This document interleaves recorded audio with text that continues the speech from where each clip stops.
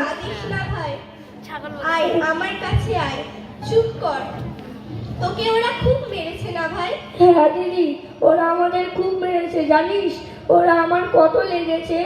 আর তুই জানিস? ওরা তোকে কেন মারলো রে? খাবার চেয়েছিলি নাকি? না দিদি, আমার তো আর বাবা মা নেই।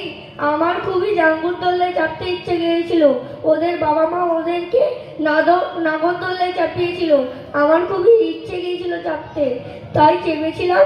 তার জন্য আমি চেপেছিলাম। তখন নামার আসার সময় ওরা আমাকে পয়সা চাইলো।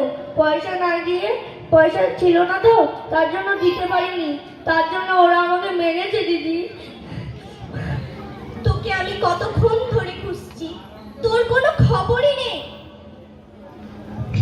না দিদি, আমার খুবই খিদে পেয়েছিল দিদি, তার জন্য আমার খুবই খিদে পেয়েছিল। দিদি তো কোনো খাবার দে না, সারাদিন ধরে কিচ্ছু খাইনি। ভাই রে, আমিও সকাল থেকে কিচ্ছু খাইনি, আমারও খুব খিদে লেগেছে। তুই থাম, আমি দেখি খাবার পাওয়া যায় কিনা। তুই বস এখানে। ঠিক আছে দিদি। তুই বস। আপনারা একটু খাবার দিন, আমার ছোট ভাই সকাল থেকে কিচ্ছু খায়নি। একটু খাবার দিন, আপনারা একটু খাবার দিন। আমার ছোট ভাই সকাল থেকে কিচ্ছু খায়নি, আপনারা খাবার দিন। আমার ছোট ভাই সকাল থেকে কিচ্ছু খায়নি, একটু দিন। দিদি তুই এসেছিস, আমার জন্য খাবার এনেছিস দিদি? আমি আর পেটের জ্বালায় থাকতে পারছি না দিদি।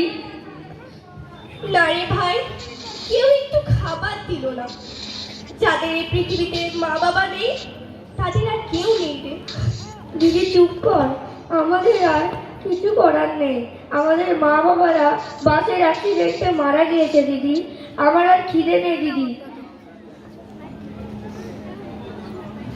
তুই চুপ কর। চল ভাই, দেখি সামনে যাই, যদি কিছু খাবার পাওয়া যায়। ঠিক আছে দিদি। আপন কেহ আর হয় না, কখনো হয় না, মা ছাড়া দুনিয়ায় আপন কেহ আর হয় না, কখনো হয় না। সীমা